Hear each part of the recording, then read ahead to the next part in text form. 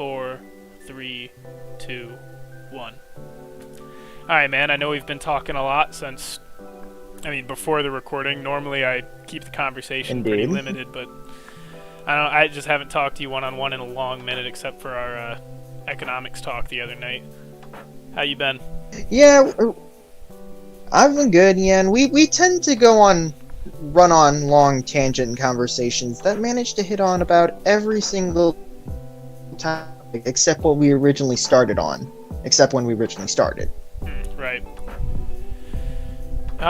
I do think something I do like about when I talk to you is that we stay on topic a lot of the time. It's not that we don't run on tangents at all, but we keep the subject matter what it's supposed to be the entire time, which I think is pretty nice personally.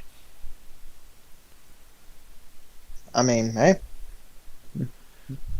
Well, it'll be good for future episodes probably, if I get more subject Probably. episodes in.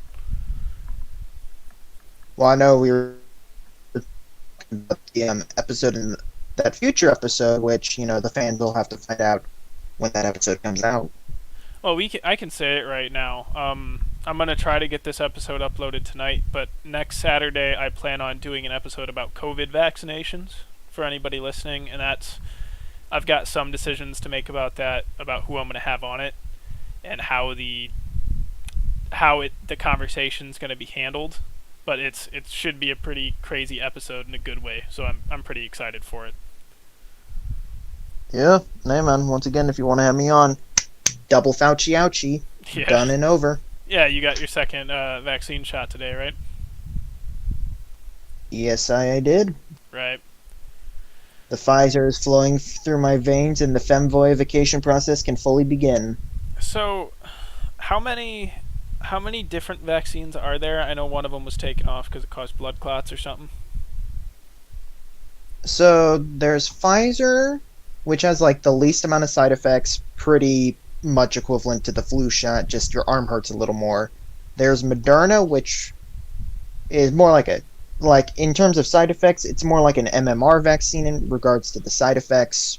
So, it'll kick your ass a little more, but, same effectiveness as Pfizer pretty much from my understanding. And then there is Johnson & Johnson. And that one killed some bitches? That was the one that got pulled from the market. I guess they've tweaked the recipe and it's back on. I don't know. I wouldn't take that shit, at all. It's not even as effective as the 2 shots. Exactly. I'm not even one of those people that that think the vaccines are bad for you and we shouldn't be taking them or anything. It's just that one specifically is sus of shit, and I wouldn't touch that at all, in my opinion. Oh yeah, no. Yeah. For me, when they announced the J&J vaccine, I'm like, the fuck? I'd rather take my odds with COVID because I have a 50-50 chance of getting COVID with that one. Well, you're pretty at risk for COVID, though, because you're a type 1 diabetic, right? I am indeed. Yeah. I am in the group that is in higher risk of croaking from COVID, or at least getting fucked up by it more than others. Haven't your odds gotten way better, though, since the lethality rate dropped? Or is that just for less at-risk people? Because I know in general the lethality rate has gone way down since we've learned how to handle it on a regular basis.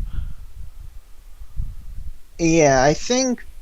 Yeah, because we've been dealing it I think it's...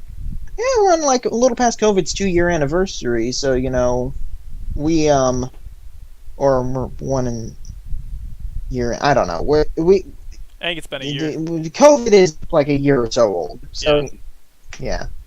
It'll be 2 years old in November of this year. Right. But, so we've been dealing with it for a while, so we have better treatment protocols.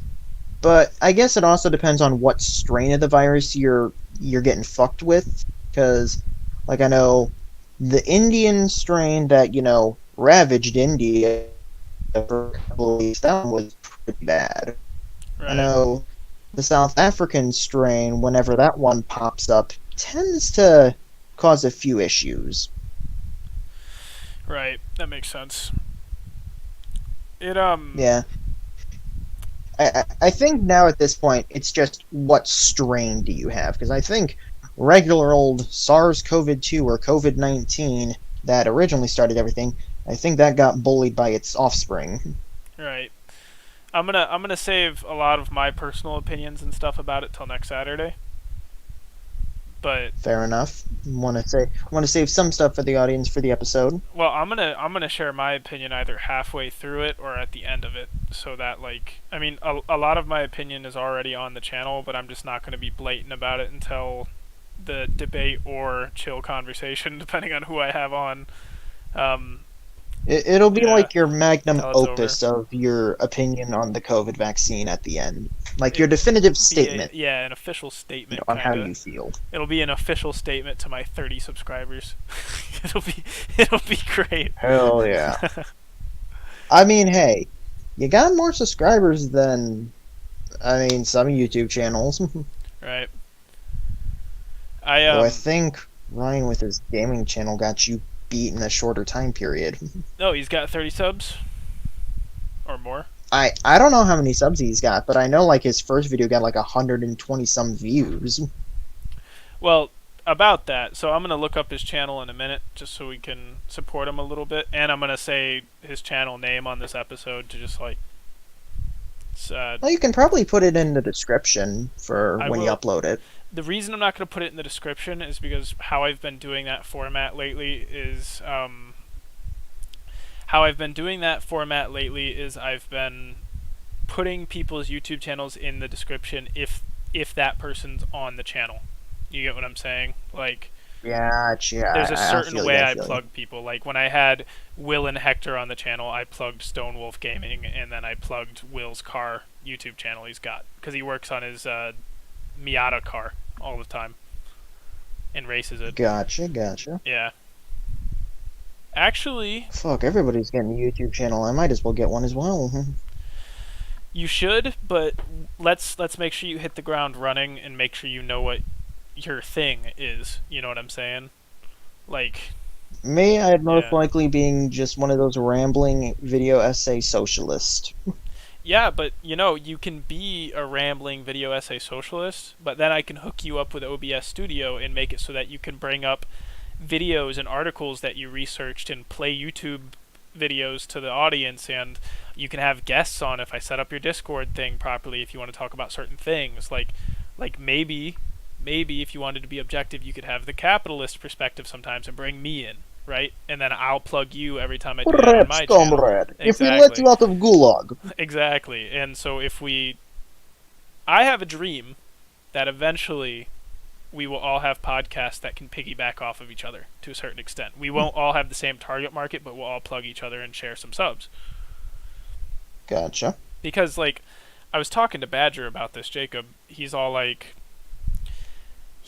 "Man, you need that specific niche thing to take the market and like compete with other podcasts." And I'm like, "No, man. That's the beautiful thing about podcasts." I mean, God, the most successful podcast in the world is the Rogan Experience, and I mean that.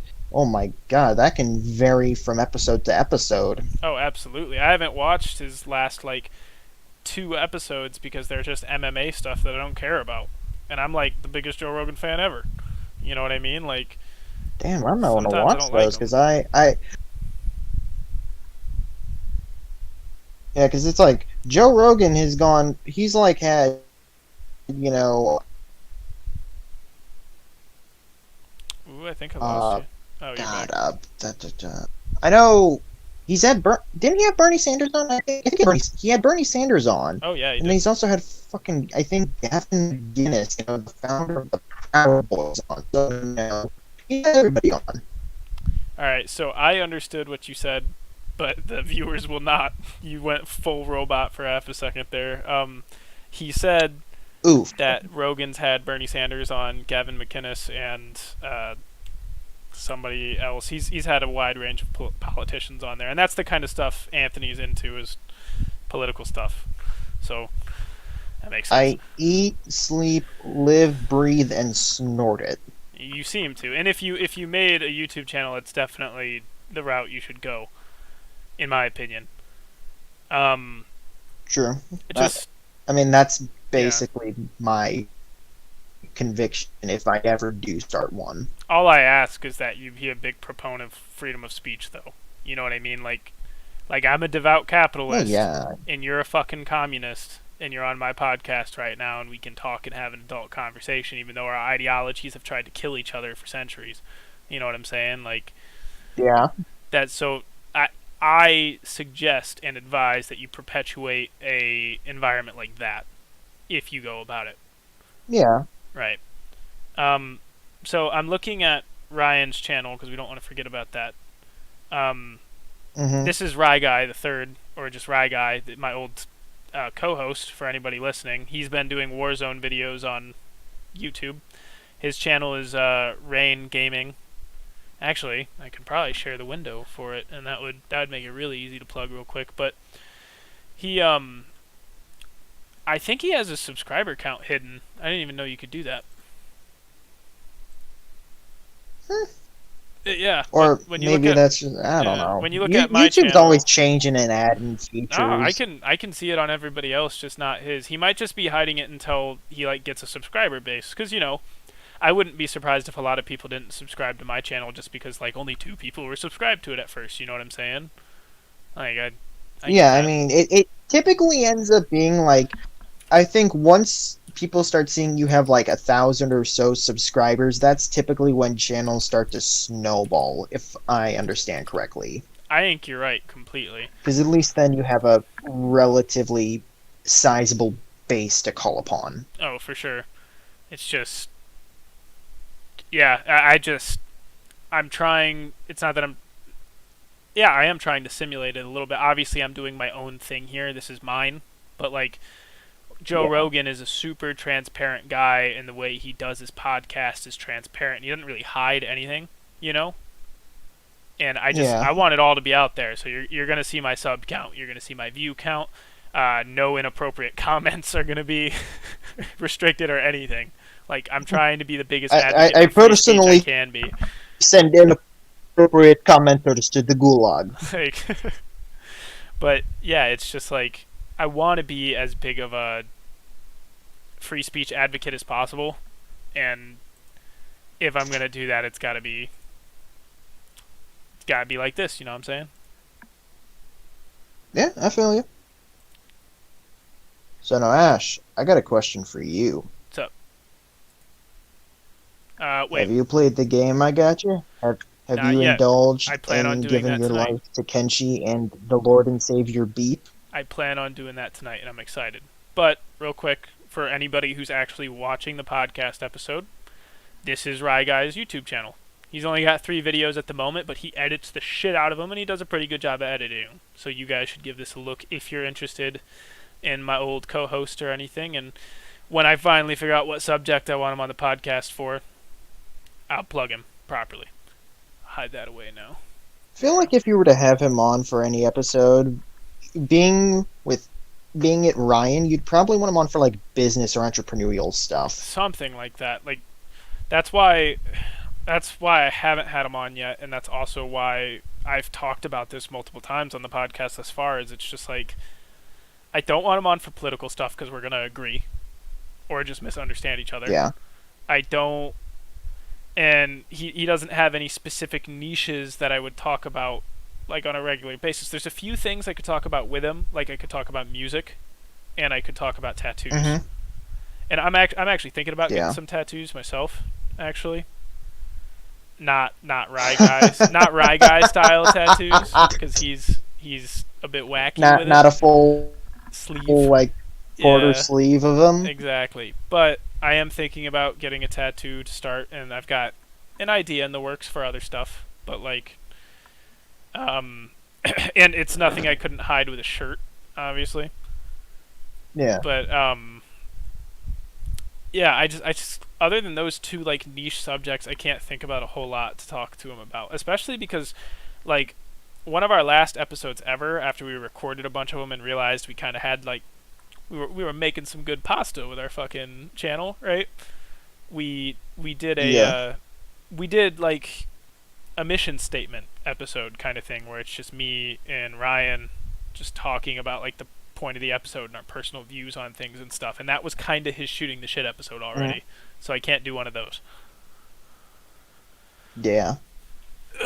Plus, Although now that I got to thinking about it, what's up? maybe for business stuff, you might want to have Hector on being the number 2 man at a company. Well, I'd have both of them on for it, and I'd probably have Will on it too. Honestly, it has to be about something super specific. But those 3 are the 3 most entrepreneurial people in our whole friend group. Well, you're saying you're not entrepreneurial? Oh, I absolutely am. Actually, I think I'm the only one out of the 3 of us who ever participated in a business startup before, right? Well, Hector did try to, but then, life happened. He got pulled away from it long before anything was cemented, sadly. Yeah.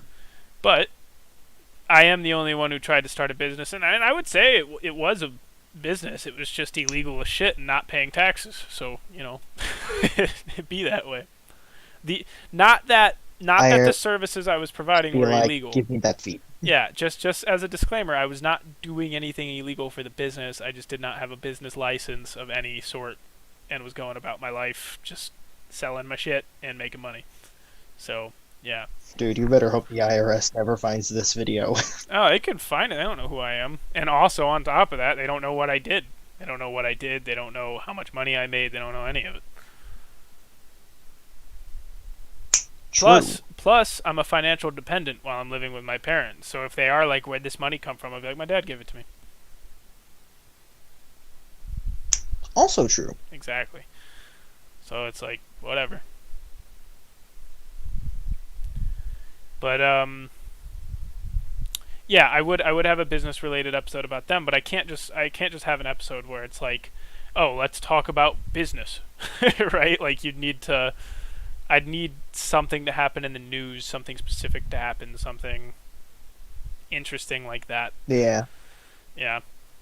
I know one episode I wanted to do with you for a while, but I just never got around to researching it enough was the mega corporation shit that happened in India. I don't remember what century it was. I know it was musket type weapons. The British East India Company. Yeah, how a company owned a country. How the East India Company bought a country. Yeah. And conquered. It was dystopic as fuck. Oh, yeah. And to me, it's fascinating. Not because I support it, but because the fact that ever happened or is possible. A company transcended it economics. is fascinating. Yeah, a company transcended economics and became something else, its own thing. You know what I'm saying? Like, that's nuts. Yeah. The only other time we'll see that in our lifetime is when Musk goes to Mars, probably. That'll be the only other time that company's a country. Maybe. Oh, dude. Musk, he'll definitely have diplomatic relations open and trade and stuff, but I doubt he'll it's definitely not going to be America. Let's just put it that way. He's doing his own thing up there, dude. For sure. I don't think it'll be dystopian. 10% of his assets are on Mars Well, I feel like what'll happen is if, Musk is like, yeah, we have a colony on Mars now. Is it very self-sustaining? No, and but we have a colony, we declare independence. If but 99% of his assets are still here on Earth. All the governments in the world might be like, okay, yoink. Oh, he won't declare independence until it's self-sustaining, for sure. But let's be honest, with how Mars is, my God, it would be... I don't think Mars would be a self-sustaining colony planet for, I would say, at least 150 years. I think all it takes is for China... Because Musk does a lot of business in China, not because he's pro-Chinese regime, it's because he has a vision and they're helping him get there. So it's like... I actually talked about this with Cole a lot on Cole's Shooting the Shit episode. Because part of me was like, I love Elon Musk, but he's like, he's chill with the Chinese government. What the fuck's going on? And the way Cole explained it is he's just like, bro, he's using them, basically. They have resources that are way easier to get than they are in the United States. Because all it takes is for one of our representatives to change, or like one vote to change, and Musk all of a sudden doesn't get the backing or support he needs from NASA anymore. You know what I mean? Yeah. So it's like, Although to be fair, you yeah, play a dangerous game with China as well because a party purge happens. Ooh, depending on who you were in talks with. oh Hmm. yeah, I agree completely. I agree completely, and I also think it would be really hard for Musk to declare independence if he was relying on China for resources after setting up.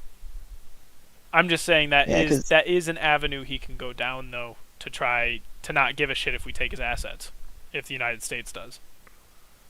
I just see one big blocker when it comes to Martian independence, and Lack of it's not resources. like food. It's not raw materials and resources.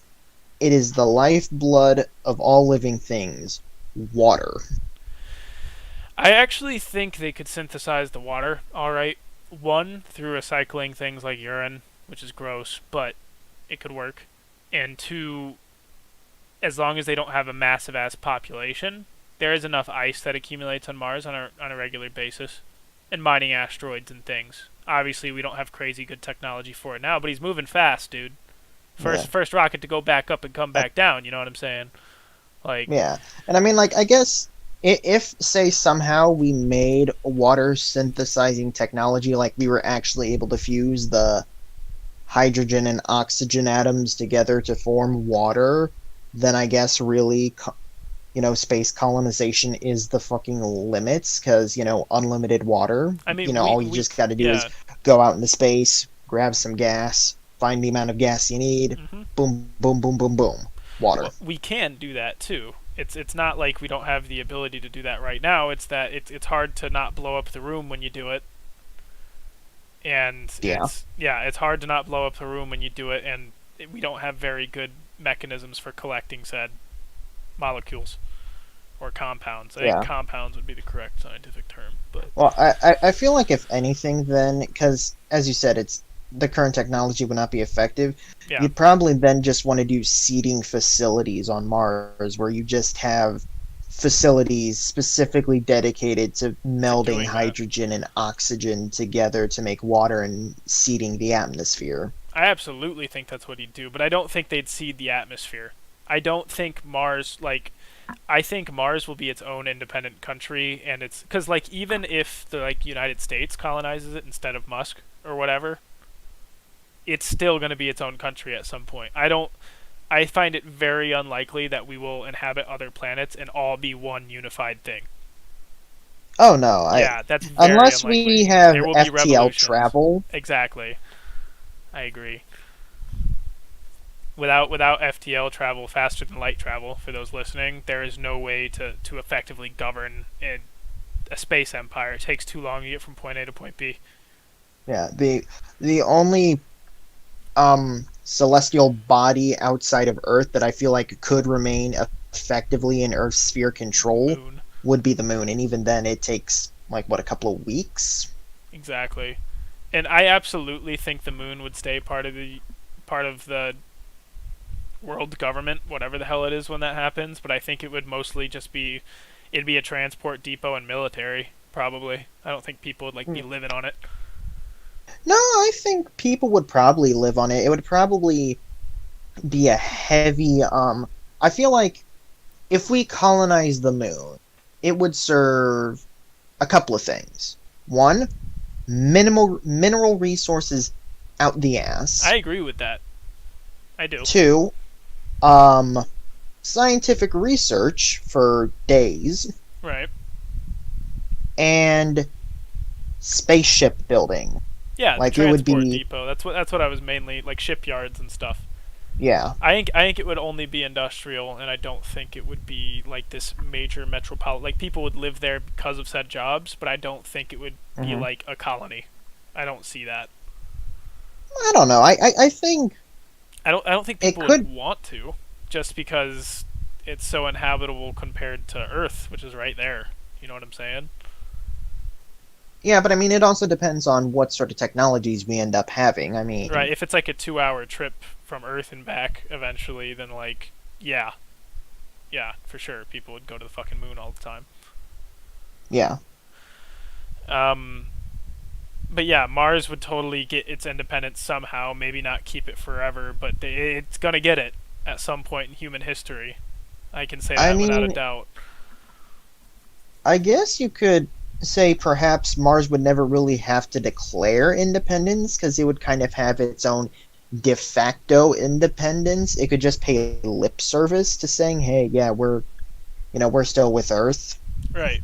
Or, on top of that, the only reason it would be its own country as a company isn't because SpaceX like declared sovereignty or anything. It's because they just operated as a company and grew slowly over time till it overinflated.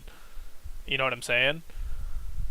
Yeah, but They would never for me, officially it call it a just colony. They would never say this is city 1, this is city 2. They'd never say any of that, right? It would just be you're a SpaceX employee. Welcome to Mars. This is the this is the industrial sector, right? This isn't exactly like if they would try really hard through public relations to just make it a big ass mega corporation instead of a country. yeah, and that's the thing that kind of scares me about a corporate space colony is because we would hypothetically have the East India Company On Mars. Yeah, 2.0 in that's the connection I space. made at the beginning of the whole conversation. You know, it'll be the second time in human history that a company is a country. And it'll probably end the exact same way. Probably. The only difference is that there's not oppressed natives like the Indians. No, it'll just be oppressed workers. Yeah, and I think under Elon Musk it won't even be bad to live and work there. I think it'll be bad whoever succeeds him. I think that's what'll do it. Perhaps. And I don't think It, Musk it, would be. I don't think he would have a hereditary. Or yeah, I don't think he'd have hereditary succession either. It would be a board member or something. Something terrifying. but I guess the thing is as well, you got to remember the old saying: power corrupts, and absolute power corrupts absolutely. If you are, in essence, the god ruler over a couple thousand people on a planet that's on a good, time frame, 6 month journey from, the planet where everything's at. Hmm. All right. That is like the level of power only the kings and queens from the age of absolutism could dream of. I actually totally disagree with you. Not all of the hypotheticals you were just saying, but that absolute power corrupts absolutely. I think there's been loads of benevolent leaders throughout our history. I do agree that more often than not, people with absolute power are corrupted. And obviously, we're all human, so if anybody has absolute power, they will have some sort of flaw in there, right? Like, no matter what, Yeah. they're gonna do something wrong.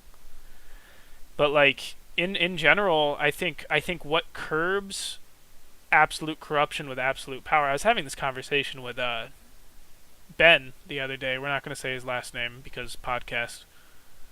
But I was having a similar conversation with this because he what was I gonna he said absolute power corrupts absolutely, and I was like, nah, man. I think with proper motivations and vision, it there's it if you use absolute power as a tool instead of as a means, right? Like it's the difference between somebody who gets into Congress or our government to make change and somebody who does it as a job. You get what I'm saying? Yeah. People, I yeah, guess just the fact of the matter is, their historical records still tends to show people who get all the power 99% of the I said time most. I did say go most. absolutely nuts with it. Right, and And I would say the my thing only. of it Yeah, is go for it. Go for it. Musk would have a level of power not even comprehensible to the rulers of old, because he would, in essence, have a planet under his whims. Like, Kinda, but he has really limited power. Simply because the population would be so small, resources would be so limited. It would be more of a fight for survival, which is part of his vision and motivation, rather than taking the reins of like the Galactic Senate or something. And he's not doing it for power either. He's doing it because he really feels humanity's fucking themselves over by staying on one planet. Oh no, I agree. We do need to move to other celestial bodies. Exactly. Like think about the difference between him and, I mean, Hitler or Stalin. Both of them took power not because they felt like something needed to be done. Hitler might have, but he's insane, so whatever. But they took power because they were power hungry. You get what I'm saying? Like, Mm-hmm. because they wanted to rule with an iron fist. Fucking Musk would do it because he's like, this is a means to get done what I'm trying to get done. In my opinion. And which is why I feel Yeah. his successor would be the one to fuck it up. Right? Because there's rarely ever do successors share the same vision as predecessors, right? Yeah.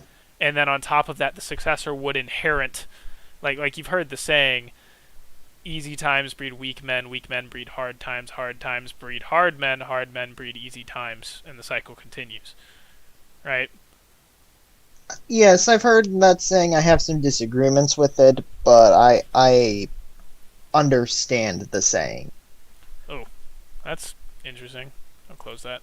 I brought the web browser with Ryan's channel back up because apparently the space button does that. Interesting. Muy interesante, muy interesante. I mean, we could talk about that to get a little bit more philosophical if we wanted to. I guess I don't see how you could disagree with it because based off of the historical record, it seems to be true. And it's not that fucking over everybody psychologically is inherently a good thing. It's just that generally harder men get more shit done. It seems statistically. Just seems to be how it works. For me, that saying just has the appeal to anti-intellectualism, where it's Oh, basically goes, the strong alpha Chad who didn't think and did made this, and then, the weak philosopher thinky types came along, didn't do anything but thought all day, and then while they were thinking, everything collapsed, and then the next gen of alpha chads had to come in and save it all for them because they right. couldn't do anything on their own. That it's in a way appeal to anti-intellectualism, if you get what how I'm phrasing it. If you really read into the socio-cultural meaning behind it, yeah, you could take it that far if you wanted to. But there is another perspective to look at it from. For instance, early on in my philosophical readings and in my philosophical journey, I guess, to sound like a fucking hippie, I read a lot of Stoicism, Marcus Aurelius, Seneca, that kind of thing, right? Mm-hmm. And I would say hard men aren't the baby boomers who think it's just your life to wake up, work until you die, and provide for your family. I'd say hard men are kind of what people like Jordan Peterson and Marcus Aurelius and Seneca and I think it was Aristotle. Those people Now, obviously, the Greek and Roman societies were fucked. I mean, so is ours. But Yeah. looking at it from Well, just a every purely society's got their philosophical own lens. special flavor of Exactly, fucked. exactly. Thank you for being mature enough to say that. If you look at their readings and take it for its deeper meaning and value instead of the societies they lived in, the Greeks and Romans especially, they really believed in somebody who could be physically intimidating, strong, and perfect, in quotes. I mean, look at their sculpting, for instance, but still be academically sound. They believed in both. They, in essence, believed in the philosopher king concept. Exactly, but less about them being the leader and more about them just I believe it was Aristotle who said something like shame on citizens who don't attempt to reach the fullest extent of what their body's capable of. For somebody who goes about their life without knowing what their body's fully capable of is it's a shame or something like that. I might look up that specific quote actually, but I agree with it a lot. And instead of it being a gym bro Chad mentality, it's more like a bro. If you can do it, you should do it for your health. You get what I'm saying? But I guess to say as well, Ashton, to put it bluntly, is most of the times when you see that saying brought up, the hard times breed hard men who bring good times, which breed weak men. That one. Hmm. It tends to get used by Nazi far right types to basically Hey, espouse, watch out, you know, watch out, man, because you're being real anecdotal. I gotta know who you're talking about, because I understand how you could read into it that far, but I got it from Joe Rogan, dog. yeah. No, I get it. He says it all But the I'm just time. saying, from when how I've typically seen it done, and I mean, once again, you could have seen this brought in a completely different context, but the context I typically end up seeing that argument brought in, which is, and because I watch a lot of Vosh, and he debates Nazis a lot, and Right. they basically bring up that argument as an appeal to basically say, hey, our culture, our civilization has fallen to degeneracy, race mixing, or Jewish control, whatever, we're falling apart. Now let us Aryans and Giga Chad white boys rise up to, Giga Chad white boys. bring a society where we can have our trad wives and, have a Right. bajillion kids. Well, all right then. I'm gonna be totally honest. I've never met somebody with that political view before, but it be that way. I mean, but you can Yeah. see how that's used by Nazis, though. Well, a lot. I can see how it's used by Nazis, but I can also see how it's used by people who just feel like their kids are too soft, which is true. Me and your generation's pretty fucking soft, and I don't mean like, oh, they're not conservative enough or anything. I mean like we're just not go-getters. We don't get enough shit done. We don't work out enough. We don't. A lot of us don't know how to treat women properly. A lot of us are just aimless a lot of the time. And that's Yeah. just because a bored society is a dangerous one, in my opinion. So in some Well, ways, our lives get too easy depending on what class you're in and your situation. well, I would almost argue to say that perhaps where you think it's oh god, I had the words and then the words escaped me. But my whole thing of it is um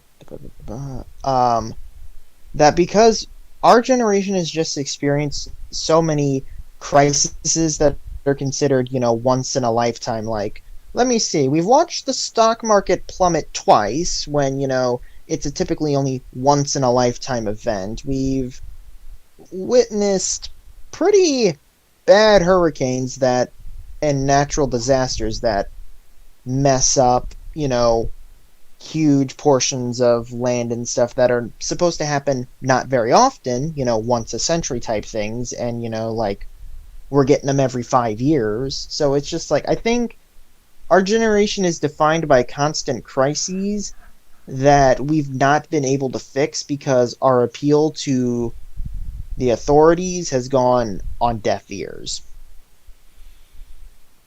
Hmm. I mean, I haven't heard that crisis argument before, but I don't think it's a reasonable like there's definitely something psychological going on there which is interesting that I might actually research personally, but I don't think it appeals to the argument of why we would be considered weak or soft. If anything, that should harden us, because the hard times breed hard men thing is true historically speaking. The dudes who came back from World War II and World War One and Vietnam and the people who survived the Black Plague and the like I can just keep going. The people who went through extreme hardship, if it didn't break them, were very what's the word? Were very spectacular people. Not every one of them, but it did breed some crazy shit in a good way. It breeds innovation and it breeds just human beings are creatures of conflict. It's why we Well, develop anxiety I disorders and problems if things are too controlled. I would almost say, Ash, that perhaps another reason why we aren't a hard generation with facing all these crises is because we're truly in a unique point in history that none of those previous generations had, where we have mass media getting given to us 24/7, 365. And it's like, if you're scrolling through the internet, or like, how if you open up like a Google Chrome tab, it's like, they have a bunch of news articles right below the Google Chrome search bar or whatnot on Hmm. mobile.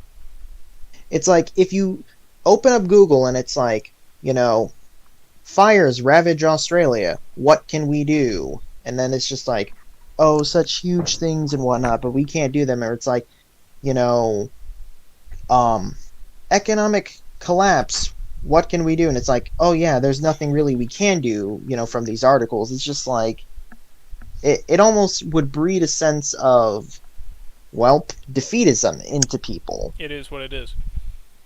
Yeah, it's almost, I would say, because the baby boomer generation has kind of got a monopoly on the money and the power still, Let's and try to got avoid economics as much as we can. You can say that point, that's fine, but I don't want to debate about that tonight just because of the other night. If gotcha. that's at all possible. You can continue your point though. I didn't mean to cut you off. Sorry. No, it was just gonna be a thing I would lead into another point with, Okay. and it's just how for them keeping society in the calm, just maintain the course is beneficial to them. So even if shit is absolutely hitting the fan, which personal belief and my personal bias is climate change is going to fuck us very badly, but because it's inconvenient for some people to have to confront those issues, they just pump through the big media machine. Everything is fine. Everything is fine. So we sit here, we see the world burning around us, but we're told or it's like everything is fine or there's nothing we can do. See, I don't see how that would breed us to be soft. That would breed us to be neurotic. And I don't agree with every point you just made, obviously, but I don't want to dwell on. I don't want to nitpick your argument. I just want to say that what you did bring up wouldn't make us inherently soft or make us incapable. It would make us neurotic, which is just neuroticism is just how much you're affected by negative emotion. So, for instance, that could explain why we have such depression issues. Yeah, I guess to say, kind of going with that, it's That like that that could all of our explain mental health one aspect issues of our leaves problems. us leaves us unable to effectively handle ourselves, which means we are unable effectively to, in essence, harden up to deal with the world. Well, I had a conversation with a baby boomer at one point. It they were upset about how little respect kids and teenagers and stuff had for adults because they weren't like being like a Karen or anything. They were more just like not understanding why a lot of the time we go out of our way as a generation to be disrespectful and to be arrogant and to be kind of just nasty to our elders a lot of the time, even when it's not always The even when most it's viable thing to do. not even viable. A lot of the time it's just unwarranted. And there is a lot of the time where it is warranted, don't get me wrong. Like you've heard my horror stories from when I was in school. Like I had plenty of reason to be an asshole to my elders, right? But it's Yeah, like, and I mean, I've had yeah, points in my life where I've had a pretty good reason to be asshole to my elders. exactly. But this baby boomer, it wasn't talking about no side is inherently at fault. They just weren't understanding why the deliberate disrespect at times. And I was So, what was actually, your explanation to them? yeah, I was saying that our proclivity to be disrespectful and have zero respect for authority and stuff like that, or at least zero respect for authority that disagrees with us, even if it's legal authority, is entirely based around the fact that every system that we were told is supposed to take care of us, or every path we were told to follow, or every thing in our society that the structure is supposed to provide for us doesn't work. Like, why the fuck would we trust you? And that's how I feel about it. Bingo. Like, That's a everybody, yeah, pretty similar feeling to how I feel. It's like, exactly. you know, the baby boomer generation's like, go to college, get this 4-year degree, then turn around, enter the workforce, And and not be able to get a you'll job. have a good life. And it's like, well, we're trying to do that, and we're just ending up in a mountain of student loan debts that's catching up, that's, making up a nice pile of money that, you know, is leaving us with a big old ball and chain attached to us, and it's that like, that well, both sides of our government, Republicans and Democrats, have rigged so that you can't. I mean, obviously Joe Biden was the specific person on this bill, but both sides are at fault for the student loan thing because it's a racket. But like Joe Biden passed the bill where you can't declare bankruptcy on your student loans. Jesus, Yeah, but that's it's the fucked. whole government. Like, I'm not being partisan here. I'm just Yeah. saying, No, like, our government, between how we handle our taxes, like taxation help companies lobbying the government, and our student loans, it is mm-hmm. just entirely, and then our education system that I believe breeds us to be as dependent as possible.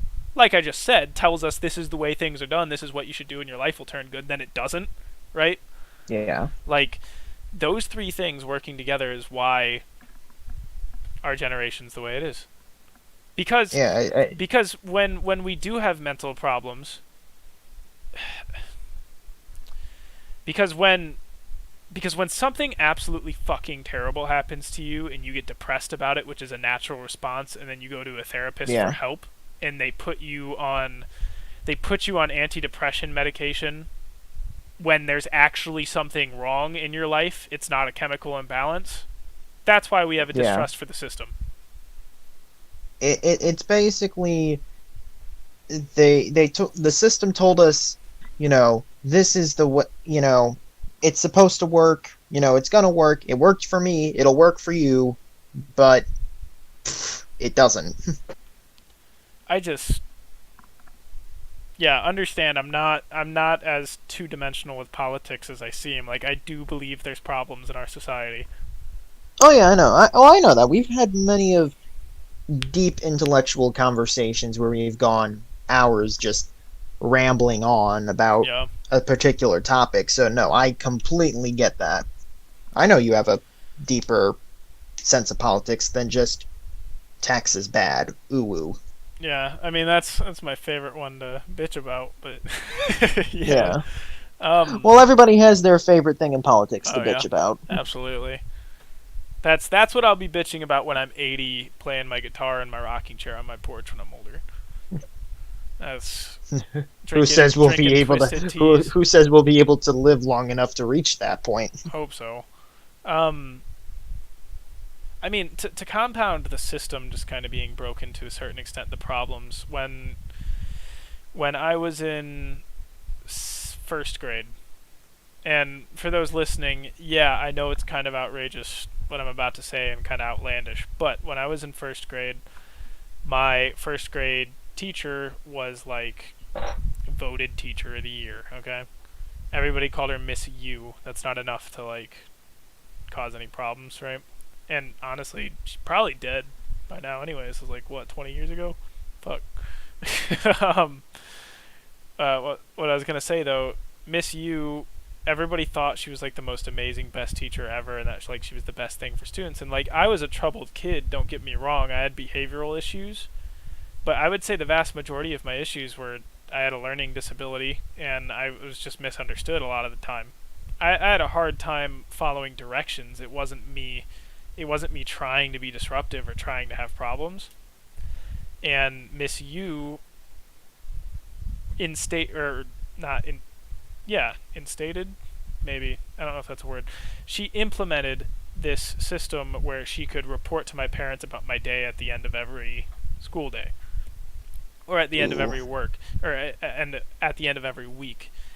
And if I had a good day, it went pretty well for me. If I had a bad day, she would over exaggerate what happened and get me in really huge trouble. And my parents, being fed up with me being a problem child, right? They would just, yeah, it got to a point where I was kind of just grounded every week, and Yikes.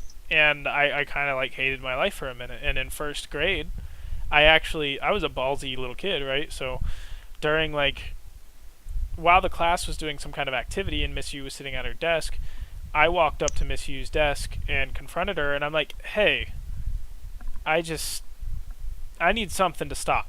because I'm not perfect, but like when I was driving home with my dad the other day, I thought about getting out of the car and jumping in front of oncoming traffic because I hate my day-to-day life so bad right now. And that's what I told her.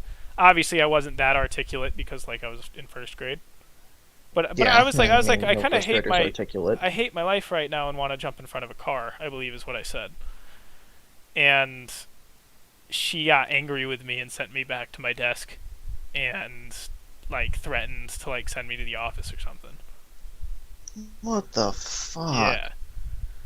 And yeah, that might have fucked me up a little bit and be why I don't trust any form of authority to have my best interest in mind ever. So there's Yeah, that, and and I'm then there's like every football coach I've ever had that had like no good interest for me at all until college. So yeah, yeah, and I mean, like for me, Ash, I don't know if I've like really, I don't know how much I've told you about the story of when I was bullied, but I I know a mean, little bit like, over the years.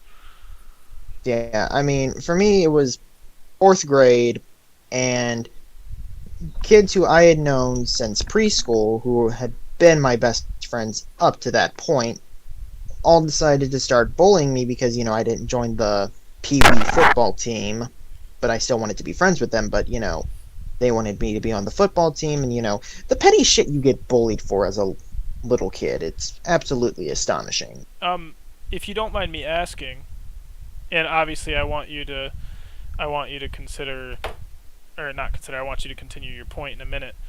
But why did you ever play any sports as a kid? I did do, some soccer. How old were you? I believe it was actually the year before I got bullied, so I was about, oh god, math, my weakness. So it was I don't know. you were in I third was grade. like, Yeah. yeah, I was in third grade. So it was less of a. It wasn't about you not having the exposure. It was more about you not having participated in the specific fad that your friend group hierarchy was participating in. Yeah, I guess. I don't know. Well, Child minds are weird. yeah, and children can be vicious, but you can continue. Yes. And I guess for me it was, I, for 9 months, went through absolute psychological torment. My grades tanked, my social ability tanked, my just, I would even say my health took a downturn because of all the stress I was under. Hmm. And, my constant appeals to my teacher and, the people who are supposed to help stop you from being bullied, that fell on deaf ears. And then, I mean, one day, Well, when adults I, get involved, it gets worse. So it's like the fuck. What do you do? and then there was one day where just I had a meltdown in class from all the bullying, which had been going on for 9 months at that point. And keep in mind, I'm a fourth grader, talking out my ass in a fit of rage, basically saying I want to blow up the school. Right. And so then my teacher, who I had trusted, took me to the principal's office. That principal was an absolute bitch, and I hate her guts. We all called her Scary Carrie. Scary, Carrie. All right, continue. It's pretty funny. And in the end, I ended up getting suspended. And, like, later on, my parents came in, and when my parents came in, the principal decided to start acting all nice, even though she'd been an absolute bitch to me during the whole time of me getting bullied. And it just, at that point, I was pulled out of school. I basically had enough credits to pass the grade at that point, so I was withdrawn at school, lost all the remainder of my friends who I had known since preschool, because I actually did have friends that were outside of that friend group. It just, my best friends. Right. And then oh Lord, I got the pain. The pain is coming back up. Dude, But you're good. Kids it are vicious. That's how it works. Believe And me, then I it went through a just similar situation. nah, but then it goes. I go to another school where, you know, because I was pretty much isolated for a year of, for a whole year, and a very important time for social development year. I basically au- came to my new school as an awkward as fuck kid, Right. and pretty much remained an outcast from fifth grade to graduation, which was eighth grade, and then finally I actually got friends in high school, which is kind of when I came into the fold of the group. And I mean, if you remember when I first came in, and I guess still now, still kind of awkward because I got fucked that hard. Yeah, but I think overall we've been good for you. I'd say Oh yeah, no, you guys have been wonderful because hasn't you're all a bunch hasn't of been weirdos like me. flawless. Yeah, it hasn't been flawless, but when we were all really nerdy kids in middle school and high school, our Halo clan was the outcast because none of us really got along with I everybody. wasn't there for the Outcast days. Oh, I was there for the Veil days. well, that was the foundations of our group, and Yeah.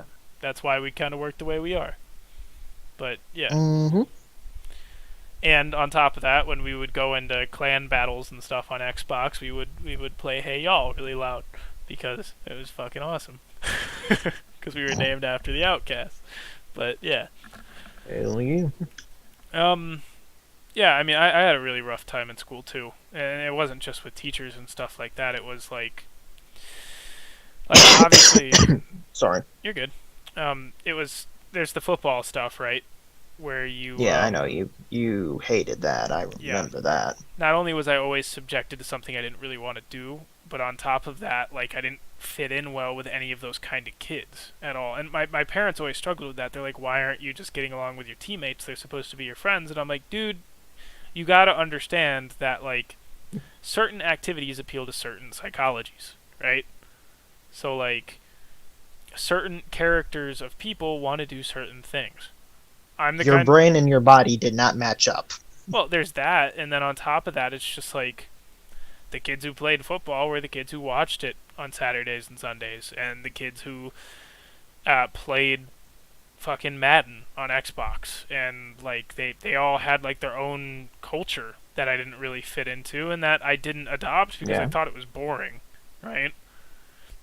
I mean, And it wasn't your thing. it wasn't my thing, and it's not like I hated these people inherently. To me, they were just really foreign, and that just got worse all the way through high school. And my senior year, when I really thought I earned like the respect and trust of my teammates and stuff, regardless of my differences, I got the All Star Award, and like only one person in a school can get that at a time, hmm and they turned on me.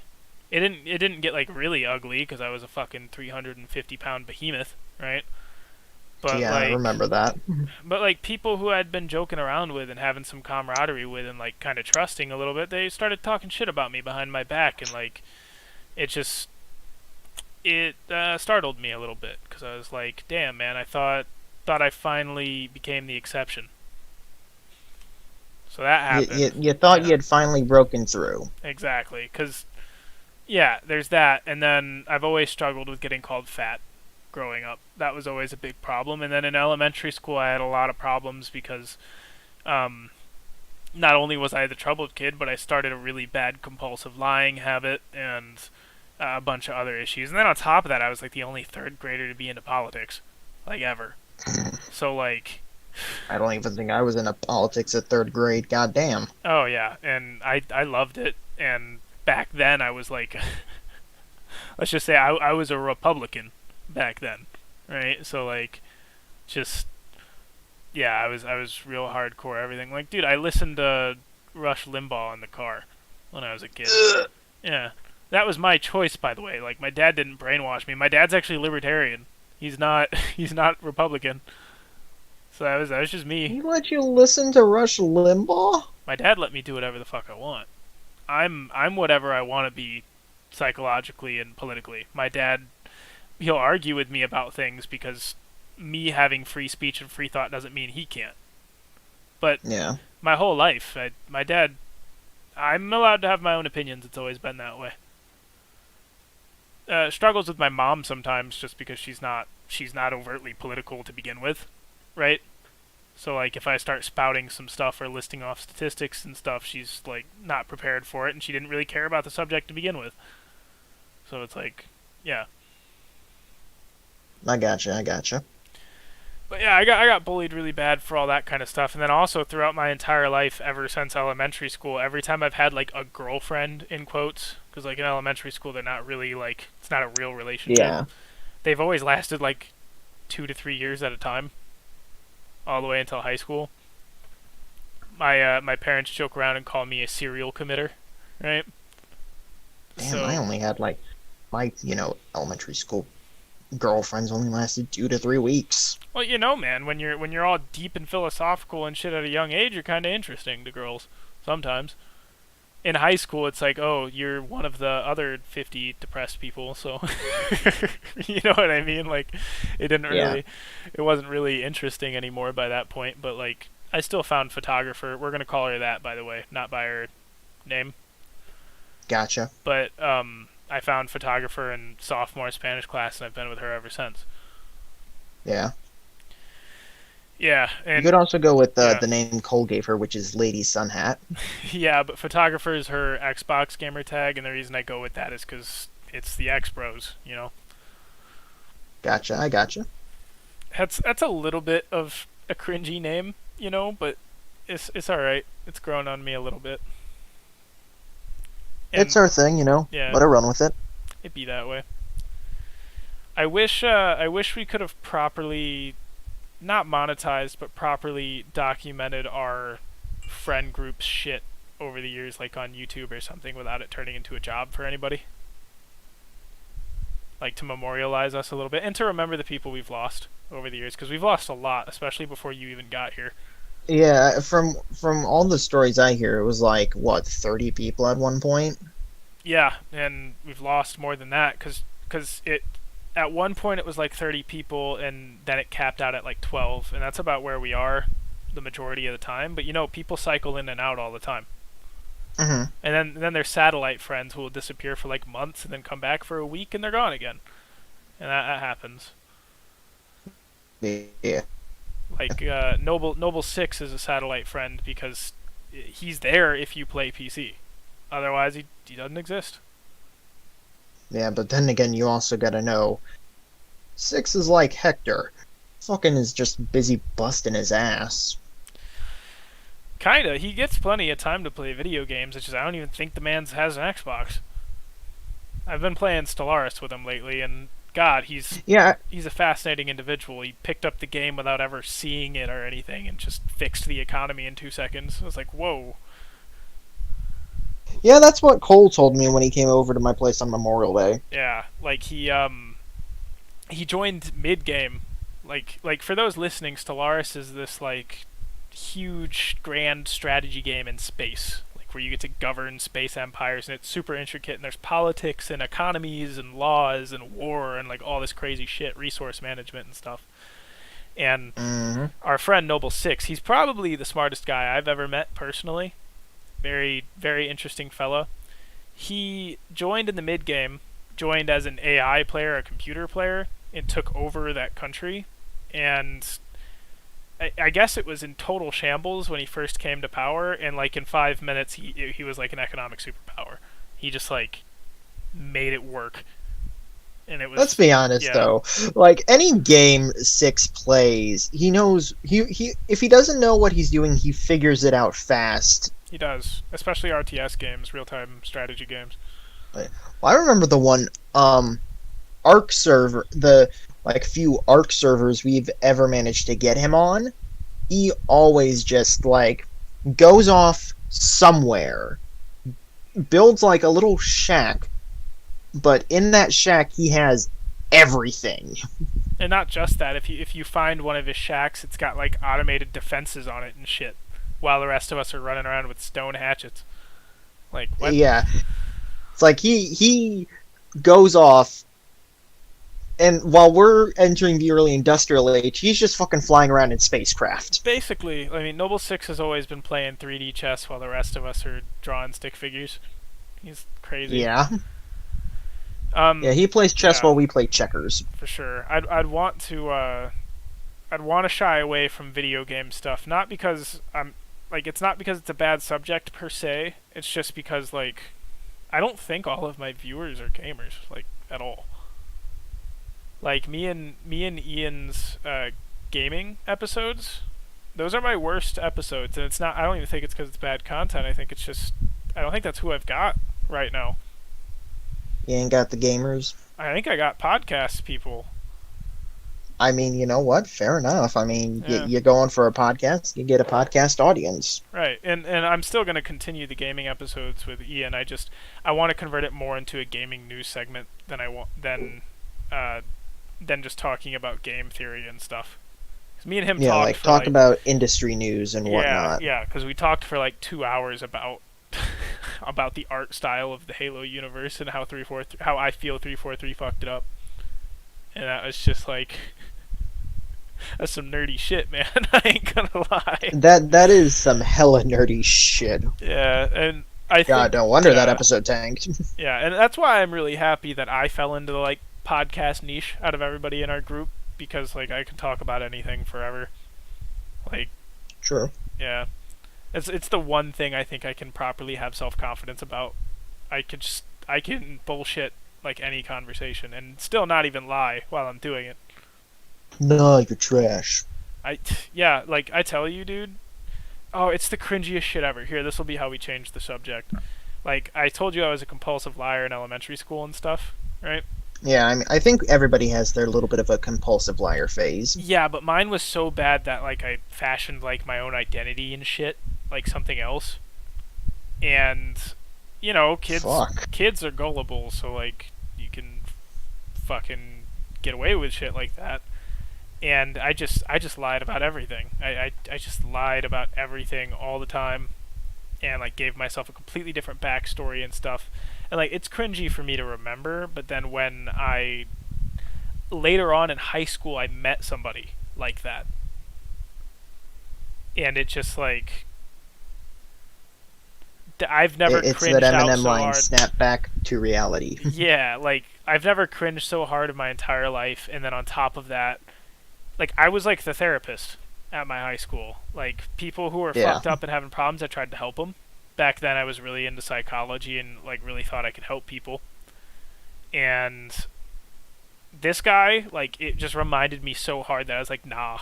I just got away from that completely.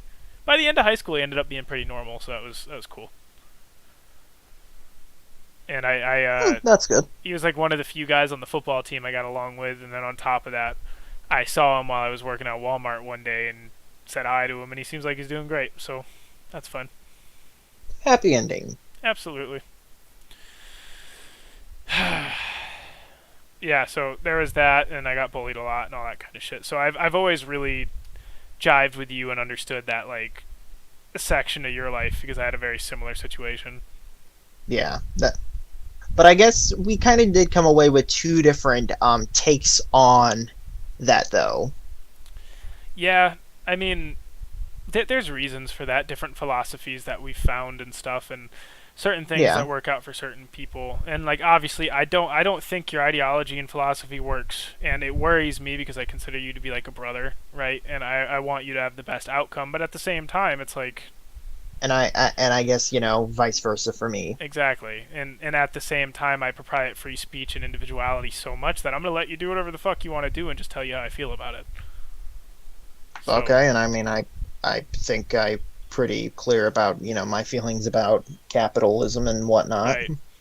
And I do really appreciate that we can be friends while like even though we disagree so much.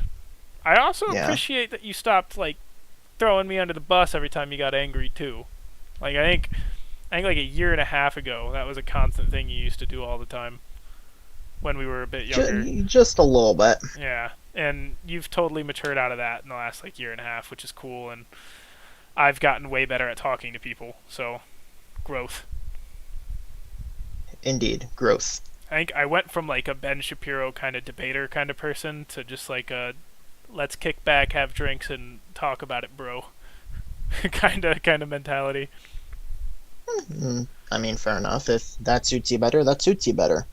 I Well, will it's say the definitely Ben better for the Shapiro podcast. Ashton was very annoying. Well, it's definitely better for the podcast, and also I really how to explain it. I've been convinced to the other side a few times, and I've I, really I know when I sent you that first Vosh vid, you were like, I was kind of surprised when you came back and were like, yeah, he's got points. he did have points. Sadly, that was the only video that really ever touched me like that. Since then, I kind of have a shaded perspective of him, not because he makes bad points or anything, more because I mean, man's got to make a living, so I get it.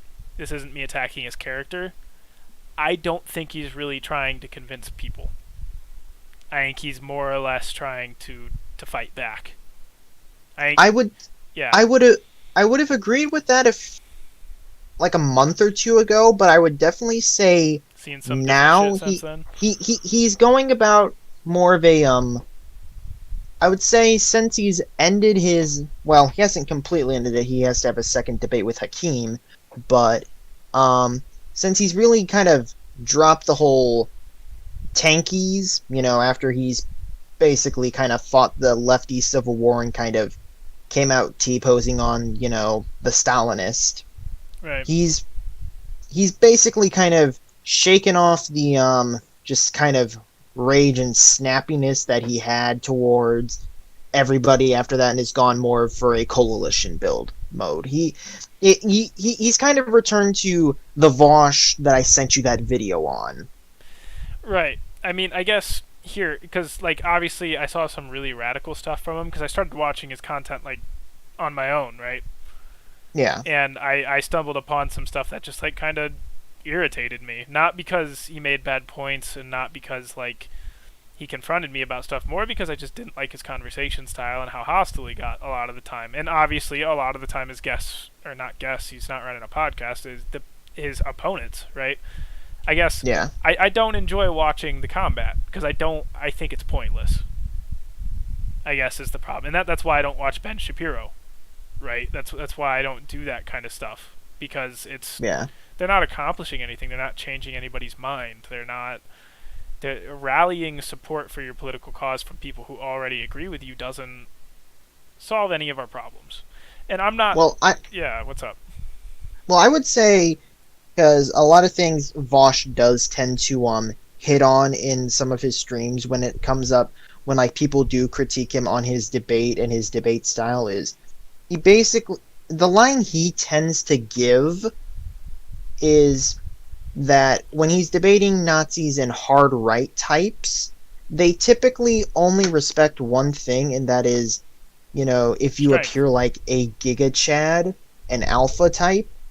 So if you can make their alpha dog look like a little poodle, you might not be able to sway all the, guys who are in that community. Some of them might have drunken so much, alt-right Nazi Kool-Aid that they're too far gone. But if you can get just a couple people who are like, kind of made my Giga Chad Nazi guy look like a pussy and an idiot, let's hear what he has to say.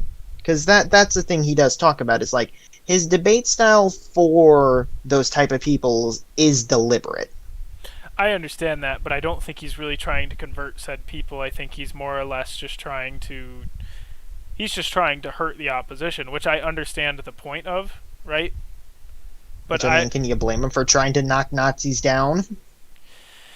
I can't blame him for trying to knock Nazis down. However, I mean, for starters, I've never even met a Nazi before, but I've met a lot of communists. And you gotta understand, depending on your political opinion, they're not too different from each other.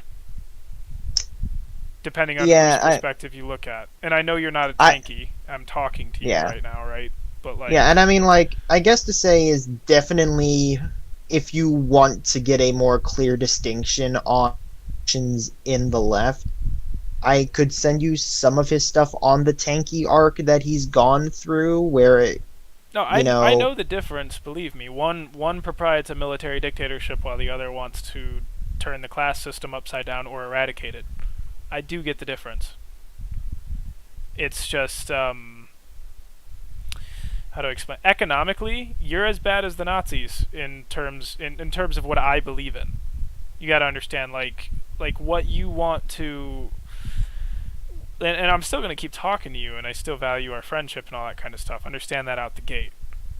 It's Yeah. just, and I can do that because you don't directly call for the death of people, and you're not genocidal, or at least not directly at all. I think people on your side could get that way because that's just what mob mentality does, regardless of what your political opinions are. I mean, There are definitely some people have committed murder types. in the name of Martin Luther King, who did nothing but preach peace. So it's like, and Gandhi, for that matter. You know what I'm saying? Like, Yeah. mob mentality does that. That's humans. I mean, goodness gracious. Crusades, anyone? Well, I don't know. I think that might have just been murderous from the get, to be totally honest. But I mean, but everybody with back all then the was New murderous, though. Testament, Everybody. yeah. Yeah.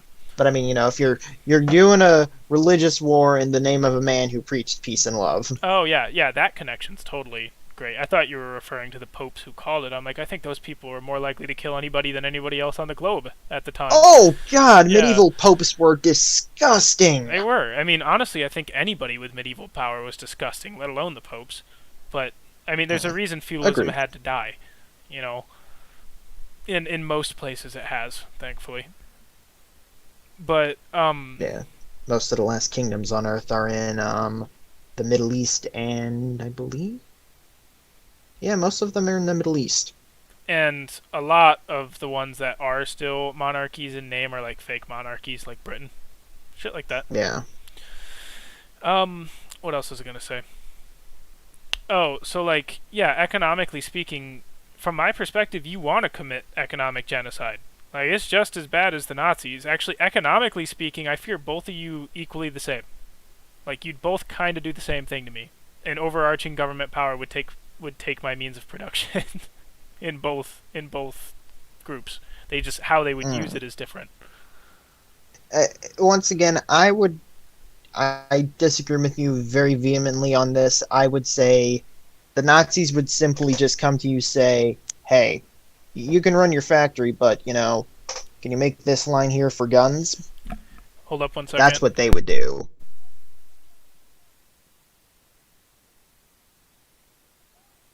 Hello? Nothing. Sorry. Jeez, I was getting yelled at. Not Oof. not in a bad way. They were like yelling for me for something. We're all good. Ah, okay. I I just mean, if you gotta yeah. go, No, I don't. I just had to shoo it away as fast as possible because I don't want to make a habit of editing the podcast. You know what I'm saying? I got you. I got you. You didn't hear me yell or anything, right? Like that's not in the recording. Oh no, I didn't hear anything. Okay, Like you good. just went completely I quiet. think I did a good job at muting myself, so we're all good. All right. There.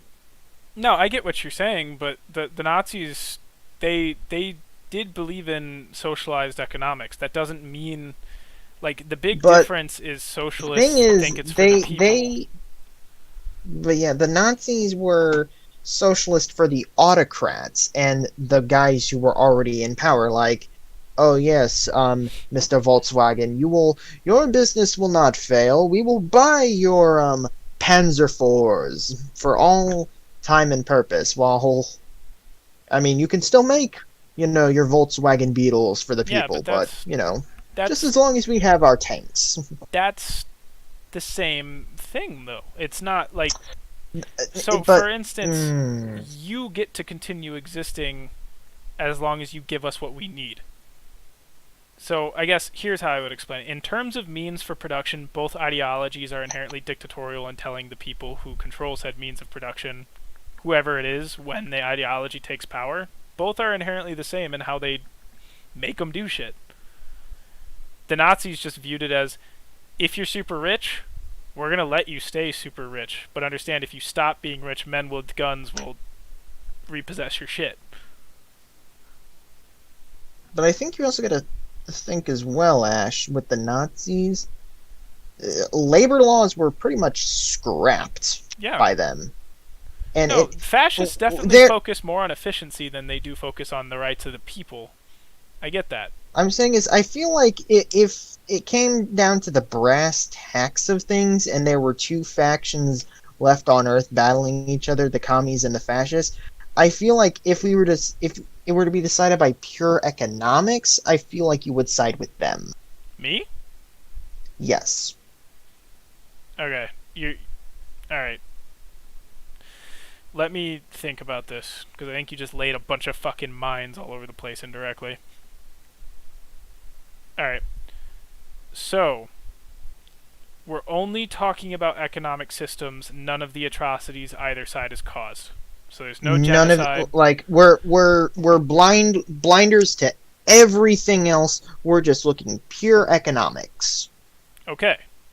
So if in one society private property of means of production still exists, I make that distinction to try to be respectful. Alright? Yeah. If private properties of means of production still exist, I would choose that one because it would be the lesser evil, in my opinion. But understand, my opinion is based off of things that have existed, not of what things that ought to be. Right? We talked about that a little bit at before we started recording. Yeah, we talked about that before we started recording. So it's like, yeah, I would choose the lesser evil of what is, not of what ought to be. Track record over time, communism, according to your ideology, has not been implemented correctly. Therefore, it's always caused like mass starvation and lack of resources and scarcity problems because it hasn't been done correctly. Yeah, the general consensus is they were attempts that either through internal issues or external issues like U.S. blockading the hell out of Cuba, it basically fell down a rabbit hole. Right. I mean, an argument with Cuba, however, though, is like, even if the U.S. did fuck them up that way, if a country needs trade to survive, it can't be completely self-sufficient. It probably shouldn't be a country, and it should belong to somebody else, in my opinion. Well, I mean, Cuba is still alive and kicking. I mean, no, I know that, but what I'm saying is like they're missing a lot of very important resources and things that a first world country ought to have because they're a small island country that doesn't produce all that themselves. So, like, for instance, the United States imports a shit ton of stuff, right? Mm-hmm. We don't have to, though. Economically, we have to because we've woven a fucking spider web of shit, right? But I mean, in politically, international trade. But resource-wise, there's very few we can't get from our own land. Oh, I know. I mean, World War II. I mean, we were just like we made everything at home. Yeah, exactly. And that's my point. I think sovereign entities should either, if they're not self-sufficient, need to group together with others to be self-sufficient, like the UN, for instance, right? Or they should be self-sufficient. Otherwise, I just can't take them seriously as an independent state unless the whole point of their state is to be a trade hub, which a communist country would not be. So, like, well, yeah. The thing with communism and like the end goal of it is a stateless, classless society. Now, I would like to make a distinction. Stateless does not mean there is no government. Government is different from state, but I think you mean in essence, world government, because that would institute world peace. The world commune. Right. And the thing of that is everything would be, people and materials would be able to just flow freely from one area to the next. So I mean, like, trade would be, I mean, trade under wouldn't be a trade, communist it world would be resource reallocation. Yeah, but I mean, like for the sake of brevity, we'll call it trade. Yeah, but like, it's this not a region's mutual exchange of goods, though. It's instead, this region needs this region has a surplus of it, send this there. Right? I mean, yes and no. In the what it ought to be thing, there should be no mutual exchange. It's each according to their need.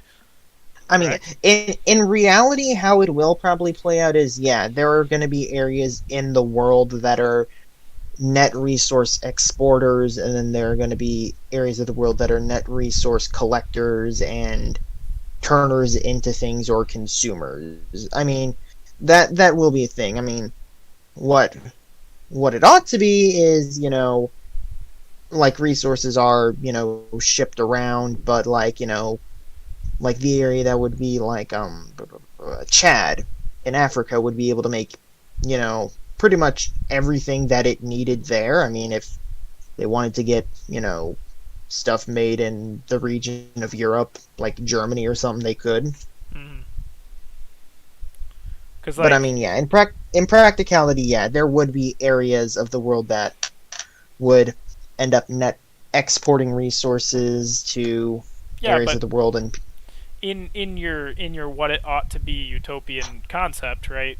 There's no there's no need for profit, so you just produce as much as possible to distribute it equally, or to those who need well, it the most. you don't need to like go crazy with the constant production. If anything, production quantities would actually be dialed back because one of the things with capitalism, and I think something I don't know your thoughts on, but planned obsolescence. You know how like a company gives you a fridge, they sell a fridge, and they have it basically set so that 5 years down the line, that fridge is going to go kaputs, and you either need to buy their part to fix your fridge or buy a new fridge.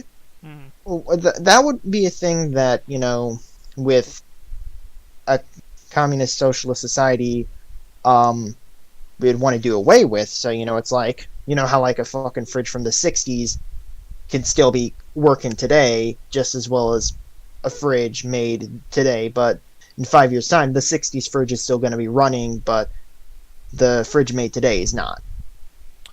Right.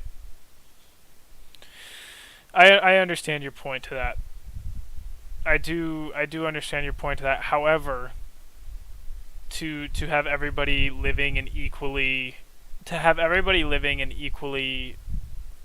advantageous and comfortable conditions all at Yeah. once, at least the initial resource allocation and production would be insane. Oh no, I mean like There's there a would lot of still catching be up to do. surplus stuff made. I mean, don't get me I wrong, mean, there there's would there's still be a surplus. 14% of the United States that's not even on par with the other. Again, 96. Is it nine? No, 86%.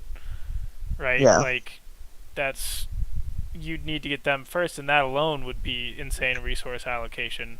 Then to get the third world countries or worse or things like that, it's like I don't know, man. I don't know. We should I we I should get stray but I from the guess to communism say versus capitalism Ashton debate. is, though I think what you're thinking is perhaps in your mindset you're thinking the US is going in and contributing all these resources, but really when we're looking at it, it's the It's the one world most capable. chips in a little bit, like everywhere on the planet chips in a little bit, Mm. and collectively the resources, like every nation pays a little bit of everything instead of one nation pretty much bankrolling everything. It's everybody pays a little bit, and then boom, that area has all the resources it needs, and it doesn't affect the other countries or areas too much. I think the United States would foot the vast majority of the bill just because we have way more resources than everybody else And I mean, like, if there were like in this hypothetical situation. yeah, and I mean, like, if there were areas that wanted to contribute more, they could. I mean, no stopping you. I mean, by all means, if instead of sending one excavator over, you send four, I mean, thank you. Yeah, it's not quite that simple, but Well, it's I alright. know, but like, a simple example to kind of explain a broader topic. Right. Um. Yeah, I mean, we haven't even talked about motivation issues yet, but I think we should stray from the communism versus capitalism debate. We can save that for a specific subject episode another time. I would say. Yeah. Right. Um. I mean, I guess to change the subject, man. What do you think of the podcast? I mean, I haven't really been keeping up with it, but I mean, if it's going well for you and you're having fun with it, and it's just something you're enjoying, keep going with it. Sweet. Oh, that's a good way to look at I, it. Thanks, man. Yeah, I mean, it like same with Ryan's YouTube channel. He's enjoying it. He might not make money off of it, but it's like if it's something you enjoy putting out there, go for it. Right. Oh, something I wanted to say about that actually. Because you talked about how he had 120 views on his first vid, right? Or it's something like that. I think that's what he said. There's something hilarious about it though, like not in a bad way, and just like the parallels, right? Mhm. So I think Ryan's Rye Guy, he's got some pretty substantial, like, how to explain it? He's got some really substantial social media followings in real life, Yeah, right? he's also like the weird one in the grouping that he's like out actually an extrovert in a group full of introverts. Yeah, I think he might be the only actual extrovert we have, to be totally honest. Like the only one who's just like that's his actual normal personality type. So that's Yeah, I'm like mentally running a checklist on everybody, and I'm like, nope, nope, nope, nope, nope. yeah, exactly. All right. So, here's what's crazy. So, at the beginning of our podcast all the way till episode 5 actually, cuz it was after that I that he gave like his half to me as well, so I became the sole owner of it. hmm Um since then he first posted about us like to his social media and everything so we could get some instant views, right? hmm That video, episode 0, the introduction, still has 120 views. Damn. Exactly. And his current one has 128. That was his first episode. That's Those are pretty parallel numbers, right? And then the second one has 75 Yeah, views. His second one has only been out for a week. It's going to get more views, but that one's got 30, right? yeah, And then my yeah. third one's got 20 views, and his third one's got 21 views. So like they're kind of mirroring each other exactly. Yeah. And I think that's because he's got a certain amount of social media outreach all at once, right?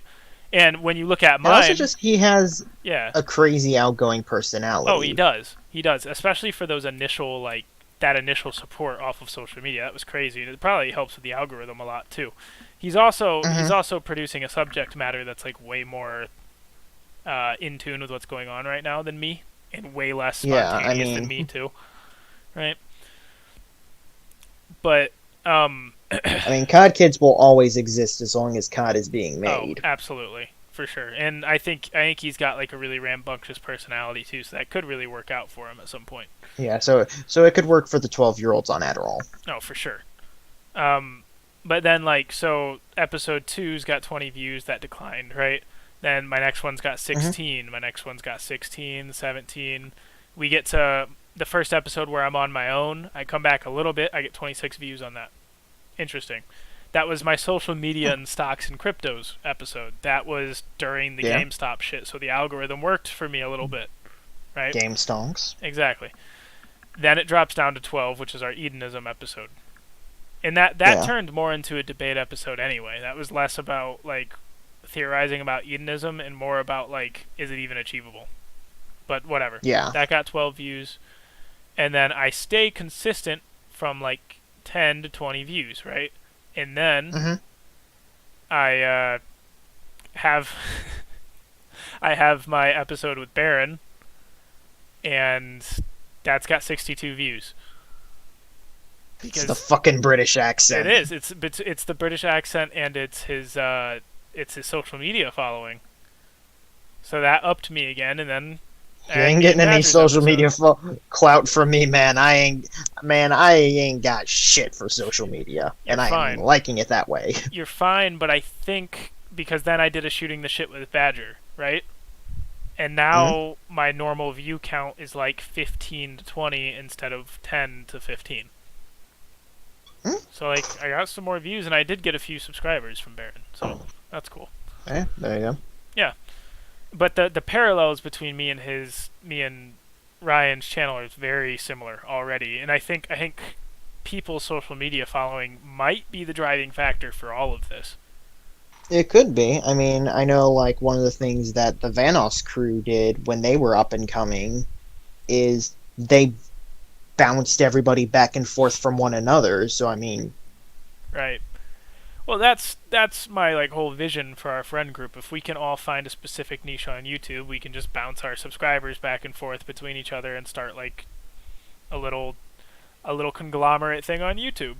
Like yeah. none of us would share ownership of each other's channels. None of us would tell each other what to do creatively, right? It would just be like mutual I shout you advertisement. out, you shout me out, and Exactly. yeah, And that could be cool, and especially if we like guest star on each other's stuff. yeah.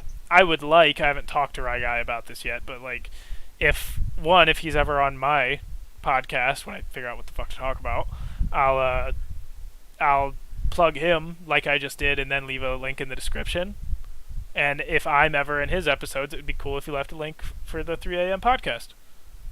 Yeah, that could always work. And my gamer tag on Xbox is TheShyGuy, so it's like when they see me talking on the overlay or like hear my voice and shit, like it would be cool if we pooled the subs a little bit that way. Yeah, it could work. Yeah, I'll have to talk to him about it, but yeah, that could be interesting. And I'd like to do the same thing with Hector when he does more For Honor stuff on YouTube. Yeah, That'd I be cool as mean, hell. because he did that commentating thing for the one tournament. Yeah, he did, and that sounds like it went really well. So I'm happy for him with that. Yeah. I know he's got to take a break from it at the moment because he just had his wisdom teeth taken out. But yeah, Mm-hmm. I mean, he seems to be doing all right. yeah. Did you ever have your wisdom teeth taken out? No, my with me, my teeth always have had like enough spacing. Like my top wisdom teeth came in just fine. Like my back ones, there's a little bit of my gums that are kind of hanging over, but it like doesn't like bother me at all. Like my wisdom teeth really came in no issue. There you go. I had a shark mouth problem. So Ooh, yeah, not only did I get my wisdom teeth taken out a while back, but like you know how it works. You have baby teeth. Underneath your baby teeth are your adult teeth, right? mhm, Well, in like 7 different places of my mouth, it was baby tooth, adult tooth, and then another adult tooth under that one. fucking hell. Yeah, and luckily they like never did that thing where you've got like overcrowding in your mouth all at once. Yeah, But that's always good. when they took out my wisdom teeth, they took all those out too. Ooh, that you must have been in pain for a while. Oh, I was. And then on top of that, like I was talking to Hector about it. He apparently didn't have any weird experiences with the uh, fucking meds that they used to like put you down for it. Yeah. I like had a freaking DMT trip or some shit when I did it. It was awful. I vividly remember hallucinating and seeing the ceiling above me, which was like a plain vanilla ceiling, by the way. Like it was just a white ceiling, right? I Yeah. vividly remember wooden panels coming out of the ceiling and like morphing and changing shape before my eyes, and then Damn. black after the fact, and then I remember waking up in the wheelchair heading to the car, not even in the dentist's office or anything. And then Jesus. there's another gap in my memory where I'm in the car and I can feel the gauze in my mouth, and because my mouth is so numb, I think the gauze is my tongue, and I'm freaking out, thinking I'm gonna like bite off my tongue or something. And that was, yeah, that was, and when I started to pull the gauze out of my mouth, I opened up the mirror thing, like in the car visor, and I looked in my mouth and saw the gauze, and I'm like, my tongue! Like it's like I started freaking out. Like I was super terrified that like I ripped my tongue off or something, or that they ripped my tongue off. I was so scared. Yeah, for me, I've never, because backstory with me, I used to get a lot of ear infections as a small child. And so I had ear tubes put in a couple of times. And also I had my adenoids removed, whatever those are, it's a thing in your throat. But like when they would always put me out, I would never, and with all the drugs and whatnot, I never had any issues. Damn. I mean, like, the most I had was I would just be throwing up afterwards. Oh, But normal anesthetic stuff doesn't bother me at all. I've been put down for a few surgeries. The normal stuff, nothing bad happens. I didn't see anything. It's only the wisdom teeth one, whatever different chemical they use for that, made me see shit. could or it could be how it's administered. That's also possible. I don't know for sure, but yeah, because I've been put down like 3 or 4 times throughout my life, and only that one time did weird shit happen. Yeah, could also have just been the amount. That's also possible. I might look it up after With this. chemical reactions, it is. I don't remember much from chemistry class, but I do remember amount matters. It does, and then it's different for everybody as well. I know that much too. Hmm. Especially in terms of brain chemistry, not one thing is ever right with the human brain ever. There's Yeah, and not then I one mean, size even fits it's all for like anything. from time to from event to event, the brain chemistry is a little different every time as well. Bro, your brain chemistry is different if you're hungry or if you're tired or like nothing is ever the same. Yeah. The chemicals in our head are fucking ridiculous. Now, what's cool Oh, is if you can come to realize what chemicals are doing what and when. Sometimes you can get better at managing your emotions, which is cool. But yeah, yeah. were you about to say Oh, something? yes, Ash. I was wondering something because I remember this was a while back, and this is like completely like we're shooting off into a different galaxy with this one. But I That's fine. remember you saying how like you were wanting to like forge knives and stuff like that. Yeah, actually, me and my dad are working on setting up an anvil out in the garage soon. Why? What's up? Because I have an absolute fuck ton of like leaf springs and other just random metal that because I'm wanting to make like swords and knives and daggers and stuff myself, but I don't know like I guess a forge setup I would need to do or whatnot. The hard part is you need an anvil, and you need a. I mean, obviously you need other tools and shit, but you need an anvil and you Yeah, need a Well, like, it's not a blast furnace. I guess you call it a forge, actually. yeah, But like it's because the I thing was that because I heats don't the know how metal. Yeah. like I don't know if you can buy them or you'd have to make them because have you watched the show Forged in Fire? Oh yeah. Yeah, because like they're propane forges. Like I don't know if you buy those or you make You can those buy or them. what do you do? You can make them too, but if you don't want to blow yourself up, I'd buy them. Yeah. And we bought one. We've got one in the garage right now. Um, How much did getting one of those cost? I don't know exactly. I'll text you after the podcast and tell you because it was a Christmas gift to my dad. But like, Gotcha. I'll probably figure it out. Because like I mean, I'm not joking. I have so much metal that I could give you like a set of leaf springs and I'd just make you a let you fucking have knife at with it, it. dog. It I guess to just say until I could get a forge set up, I'd say, hey, I give you some metal. Can I dick around at your like we could just have a day where we dick around at your forge? That could be cool. That could be Yeah. cool. When it's set up, I'll let you know because I'd totally be down for that. Oh yeah, and I mean, because I know, because some of the metals I have are like of a different, carbon level. So we could do a Damascus. I wouldn't. Granted, I I wouldn't don't. start with that because we don't know what we're doing. But in general, yeah, Yeah, that's in the works. Um, what else? Trying to think. because I know like Nate, because like those industrial filers. Yeah. I have a couple of those because the one they already have a tang and whatnot. So I mean, really, all you just got to do is beat them into more of a blade, Now and maybe that beat out more of a tang. that would be a good way to start. We also have Yeah. like an industrial grade grinder for like sharpening them and making them shiny and shit. So we've got that too. Uh, Yeah, yeah. It's just about getting it set up and getting our garage in the right order to be able to do that kind of stuff. for me, it would be what do I do? Do I set it up in my garage? Do I just set up like a little outdoor forge that I do when it's sunny outside? Or yeah, Yeah. that's my situation I'm We're in. gonna set it up in our garage, but I think you need a proper ventilation system for that forge, man. You do not want to be in a closed environment while that thing's on. I would say. Well, no, I mean like I would either be in my garage with it opened or I set up outside. I think we're actually gonna run like a little chimney thing, like one of those little metal chimney things right above it, so Mm. that stuff can ventilate out that way, so that we don't have to like have the garage door open in the middle of the winter type of shit. That But yeah, that that would be nice. So I you mean, can, yeah, forge in winter. that's when you get the time to forge because like otherwise I'm doing yard work and shit all the time and various projects around the Yeah. property. Yeah, Dude, fucking like sword, knife, and dagger for like just that is so cool. very cool. I want to craft a family sword so that I can That pass is it down something every I've also wanted to generation. do as Yeah, well, especially with my family because we were international harvester dealers, right. and a lot of that scrap metal that I got, I think some of it went to like tractors and stuff like that. So it's like, if I could take that, make a sword out of it, That would be boom, cool. that would be badass for my family.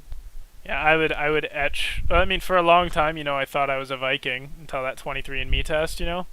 And then you're just like, well, fuck. Yeah, I was gonna make a claymore because we're Irish as shit, but then I was gonna etch runes like Scandinavian runes in it that said like my last name and everything, Yeah. and it's gonna be really cool and like maybe a family motto or something. But now it's I like mean, you could always do it. You could always do etchings in Gaelic.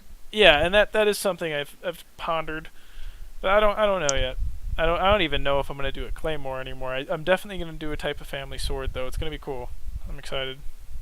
I mean, if anything, go with a basic arming sword, which is just a one-handed sword. That's you know, I want to say about. I'd I make like. a I'm I'd I'm make I'm a holding my bastard hands sword. out. I'd make a bastard sword just because of Uh, size and it's uh, iconic. yeah, the two-handed, one-handed bastard sword. Yeah, That would be nice. thin enough that it bends, but thick enough that it can go straight through plate armor. Yeah, and I know for me, like an arming sword, it's a little shorter than a bastard sword and a little more stubby. Right. And no short swords. I do come from a family of giants. You know what I mean? Yeah. I don't know. For me, I'd always think making a gladius would be cool. Gladiuses would be cool as shit. Too Because, small for my liking, but they're very cool. I like them. yeah.